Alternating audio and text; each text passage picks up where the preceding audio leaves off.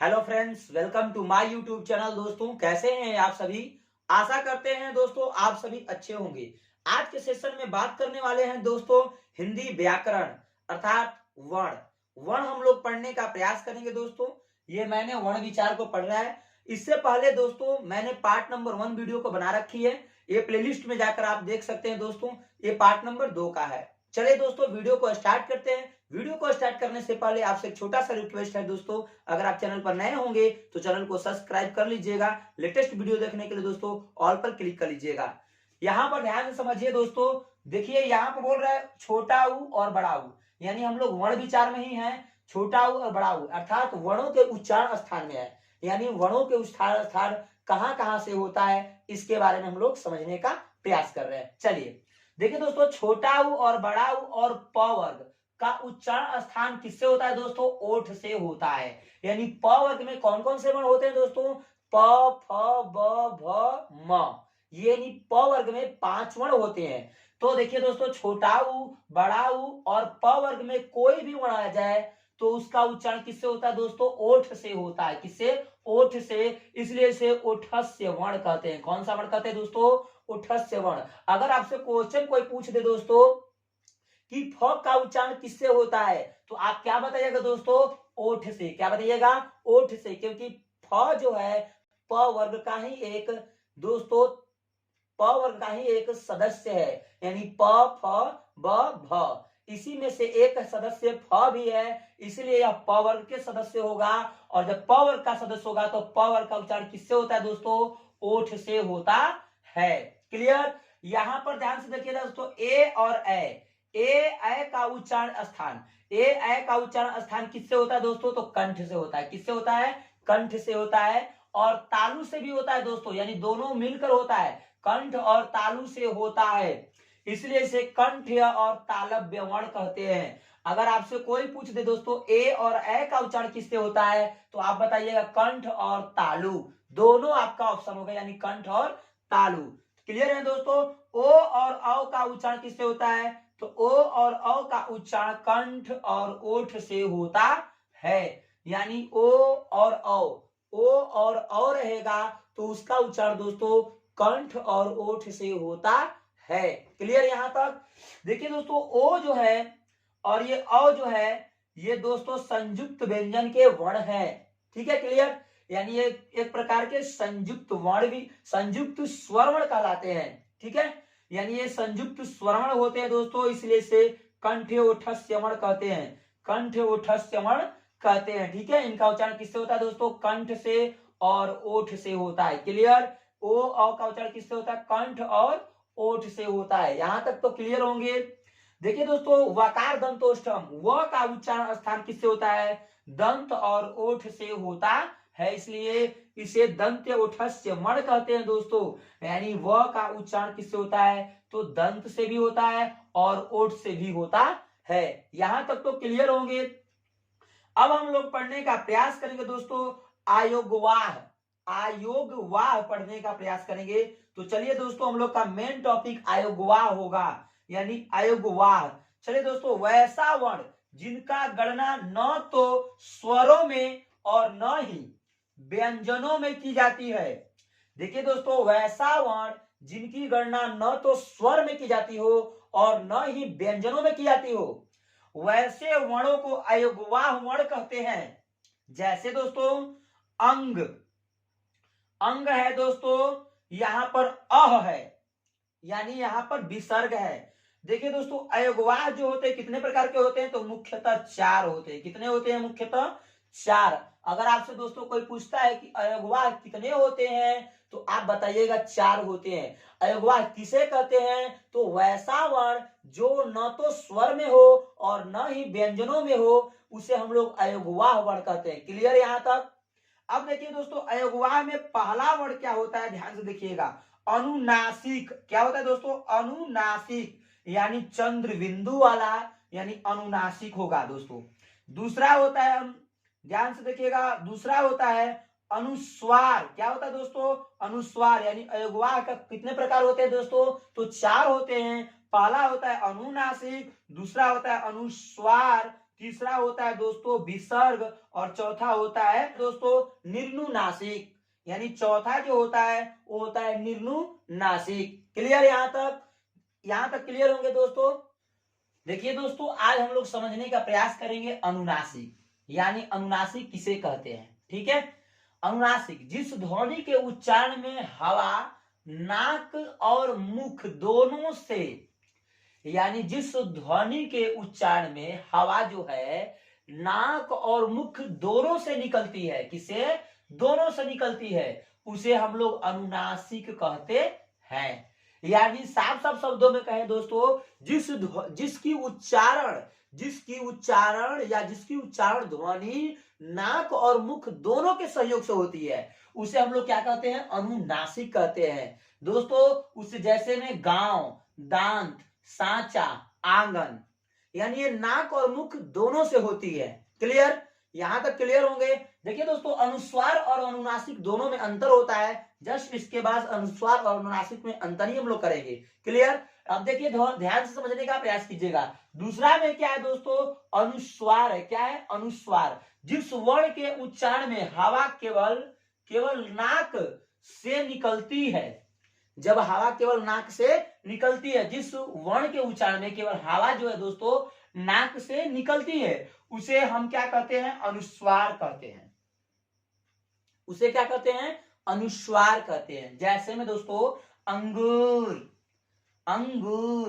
अंगद, है ना, कन, तो इत्यादि होंगे दोस्तों।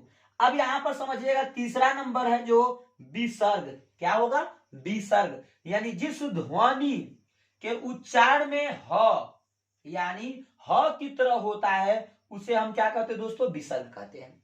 यानी जिस ध्वनि के उच्चारण, ध्वनि मतलब बोलने वाली क्रिया, यानी जो बोलने वाली क्रिया है दोस्तों, अगर उसकी उच्चारण हम लोग ह के जैसा करते हैं, कैसा, ह के जैसा करते हैं, तो उसी ह को हम विसर्ग कहते हैं। जैसे दोस्तों मनः, देखिए यहाँ पर लास्ट में ह आ जा रहा है, मनः प्लस कामना, यानी मनः कामना, पयः पान, स्वतः दुख। समझ में आया दोस्तों, क्लियर यहां तक। अब ध्यान से देखिए, चौथा पढ़ना है निर्नुनासिक। निर्नुनासिक क्या होता है, केवल मुख से बोले जाने वाले स्वस्वर का मतलब वैसा स्वर जो अपने आप पर ही प्रयोग की जाती हो। वैसा स्वर दोस्तों, सस्वर का मतलब होता है वैसा स्वर जो अपने आप में ही प्रयोग की जाती हो, वैसे स्वर को स्वस्वर कहते हैं। यानी केवल मुख से बोलने वाले स्वस्वर, क्या, स्वस्वर वर्णों को हम क्या कहते हैं दोस्तों, निर्नुनासिक कहते हैं। क्या कहते हैं, निर्नुनासिक कहते हैं। जैसे में दोस्तों क्या होगा, इधर, उधर, आप, अपना, अपनी, तुम्हारा, तुम्हारी इत्यादि होगा। क्लियर यहां तक। अब हम लोग पढ़ने वाले दोस्तों क्या है, अनुनासिक और अनुस्वार में दोनों में अंतर क्या होता है। देखिए दोस्तों, दोनों में बहुत बड़ा अंतर होता है, क्योंकि अनुनासिक जो होते हैं उसमें चंद्र बिंदु होते हैं दोस्तों, और अनुस्वार होते हैं दोस्तों उसमें केवल बिंदु होते हैं। अनुस्वार का मतलब होता है दोस्तों, कह केवल नाक से होती है। इसका मतलब नाक का मतलब होता है न, और न के मतलब जिसका उच्चारण केवल न के जैसा हो। अनुनासिक न आ रहा है ना लास्ट में, अनुनासिक न का मतलब नाक से, न का मतलब नाक से जिसका उच्चारण होता है दोस्तों, वो आधा न के फॉर्म में होगा। जैसे अंगूर, आधा न, गुर, अंगूर आ रहा है ना, तो आधा न आ रहा है, इसलिए हम अंगूर बोल रहे हैं। क्लियर। अनगद, आधा न, ग, द, अनगद। क्लियर है दोस्तों। अनुस्वार जो है आधा न के जैसा होता है। क्यों, क्योंकि ये जो दोस्तों अनुस्वार जो होता है आधा न के जैसा बोला जाता है, क्योंकि यह नाक से उच्चारण होता है इसका। यानी नाक से क्या निकलने से, हवा निकलने से होती है। देख लीजिए, केवल हवा नाक से निकलती है। क्लियर है। और अनुस्वार जो होता है दोस्तों, अनुस्वार हवा जो है नाक और मुख दोनों से निकलती है। जब दोनों से निकलेगा तो जो मुख और नाक से निकलेगा, तो नाक से निकलेगा तो चंद्र बिंदु नहीं होगा दोस्तों, केवल बिंदु, और मुख से निकलेगा तो चंद्र बिंदु, इसलिए दोनों इसका होता है उपयोग चंद्र बिंदु। चंद्र का भी और बिंदु का दोनों का प्रयोग होता है अनुनासिक में। क्लियर? यहां तक तो क्लियर होंगे। चलिए हम दोनों का डिफरेंट पढ़ लेते हैं और अच्छे से आपको समझ में आ जाएगा अनुनासिक और अनुस्वार में अंतर। देखिए, अनुनासिक और अनुस्वार में हम लोग दोस्तों क्या करने वाले हैं, अंतर समझने वाले हैं। ठीक है, अनुनासिक का उच्चारण नाक और मुख से होता है। देखिए दोस्तों, अनुनासिक जो होता है उसका उच्चारण नाक से भी होता है और मुख से भी होता है। क्लियर? यानी नाक और मुख दोनों से होता है अनुनासिक। जैसे आंसू, आंत और गांव इत्यादि में दोस्तों क्या होते हैं, अनुनासिक होते हैं। क्लियर है दोस्तों? और यहाँ पर है दोस्तों अनुस्वार। अनुस्वार का उच्चारण नाक से होता है, जैसे अंक, अंश, पंच, है ना दोस्तों, इत्यादि। ध्यान समझिएगा, अनुनासिक जो होते हैं दोस्तों, अनुनासिक जो होता है उसे हम लोग तद्भव में पढ़ते हैं। किसमें पढ़ते हैं दोस्तों? तद्भव में पढ़ेंगे। और अनुस्वार जो होता है उसे हम तत्सम में पढ़ेंगे। तो चलिए समझने का प्रयास करते हैं। अनुनासिक का उच्चारण नाक से बहुत कम होती है, यानी अनुनासिक का जो उच्चारण होता है नाक से बहुत कम होता है, और अनुस्वार का उच्चारण नाक से बहुत अधिक होता है। यानी अनुस्वार का उच्चारण दोस्तों होता है नाक से बहुत अधिक होता है, और अनुनासिक का उच्चारण नाक से बहुत कम होता है। इनमें मुख से अधिक सांस लेते हैं, यानी अनुनासिक में दोस्तों मुख से अधिक सांस लेते हैं, लेकिन अनुस्वार में दोस्तों इनमें नाक से अधिक सांस लेते हैं। यहां तक तो क्लियर होंगे।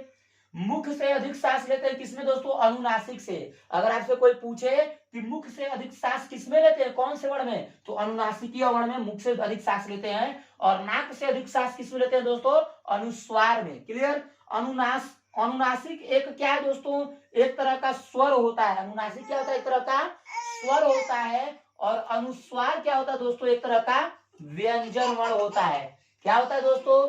व्यंजन वर्ण होता है। अनुस्वार जो होता है एक तरह का व्यंजन वर्ण होता है, और अनुनासिक जो होता है एक तरह का स्वर होता है। यहां तक तो क्लियर होंगे। अनुनासिक जो होता है, देखिए दोस्तों, तद्भव शब्दों में अनुनासिक का प्रयोग होता है। तद्भव शब्दों में अनुनासिक का प्रयोग होता है। क्लियर? अब यहाँ पर देखिए, तत्सम शब्दों में अनुस्वार का प्रयोग होता है दोस्तों। सबसे ज्यादा अगर तद्भव आपको और तत्सम ज्यादा पहचान करनी होती है दोस्तों, तो पहली बात आपको ध्यान में रखना होगा, अनुनासिक और अनुस्वार में अंतर को समझना पड़ेगा, तभी आपको तद्भव और तत्सम क्लियर होगा दोस्तों। अगर तद्भव शब्दों का पहचान करना है तो उसमें अनुनासिक मिलता है, और तत्सम शब्दों में पहचान करनी है तो तत्सम शब्दों में अनुस्वार मिलेगा, और तद्भव शब्दों में अनुनासिक मिलेगा। यहां तक तो दोस्तों उम्मीद करते हैं आप लोग मेरी बात को समझ गए होंगे। मेरी बात समझ में आती दोस्तों तो एक प्यारा सा लाइक कर दीजिएगा, चैनल को सब्सक्राइब कर दीजिएगा लेटेस्ट वीडियो देखने के लिए दोस्तों, और पर क्लिक कर लीजिएगा। दोस्तों मिलते हैं नेक्स्ट वीडियो में एक नए वीडियो के साथ। जय हिंद दोस्तों।